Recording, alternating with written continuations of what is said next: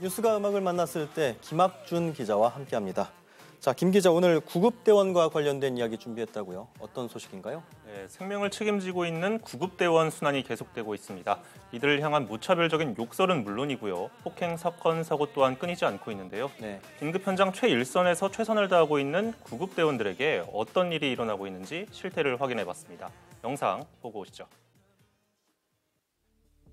환자가 구급대원 얼굴을 발로 차기 시작합니다.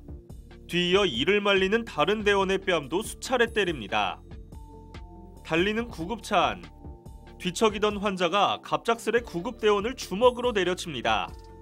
응급대원이 쓰고 있던 마스크와 고글이 벗겨질 정도입니다.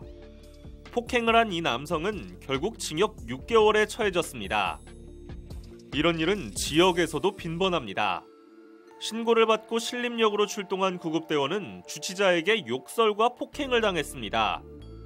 코로나 예방 절차인 체온 측정이 기분 나쁘다는 이유였습니다. 폭행자는 벌금 300만 원 처분을 받았습니다. 최근 3년간 서울에서 구급대원이 폭행을 당한 사건은 253건, 이 가운데 73건이 이송 중인 구급차에서 일어났습니다. 구급대원들을 폭행하게 됨으로써 구급대원이 착용하고 있는 보호복이나 고글 등이 훼손됨으로써 코로나19의 제2차 감염이 우려가 있습니다. 지난해부터 체온 측정 거부와 감염 위협 등 코로나와 관련된 활동을 하면서도 14건에 달하는 사건, 사고가 일어났습니다.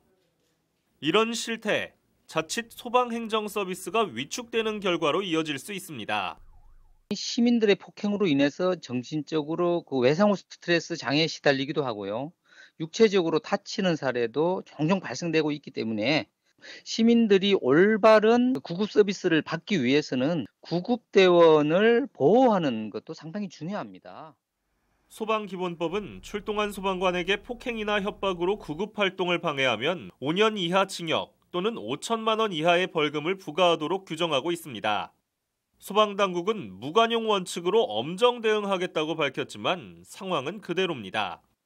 이제는 좀 사전에 이런 피해를 예방할 수 있도록 하는 조치가 필요한 건 사실이고요. 예를 들자면 신고 당시부터 이 신고자가 주치인지의 여부를 감지할 수 있도록 시스템도 구축해보자. 또한 최소한의 호신 장비를 좀 더 보강해서 갖추어야 될 필요도 있다.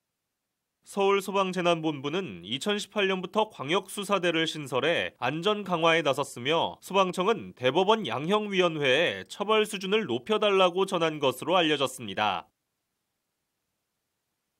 자, 이 매년 폭행 사건이 끊이지 않으면서 이 대원들이 이 위험에 처해 있는 상황인데 어떤 대응책들이 거론되고 있는지 궁금하네요. 네, 우선적으로 시민 의식 변화가 가장 우선적으로 필요할 것으로 보입니다. 다만 한편으로는 이 시민 의식에만 의존할 수밖에 없는 상황이 안타깝기도 한데요. 전문가들은 구급대원에게 업무 거부권이라든지 이 방어권을 부여해야 한다라는 여러 의견들을 제시하고 있지만 결국 이 소방대원들, 구급대원들의 안전은 나의 안전, 나의 생명과 연관돼 있다는 점 기억해 두셨으면 좋겠습니다. 네, 오늘 소식은 여기까지 듣죠. 네, 김 기자 고생했습니다. 고맙습니다.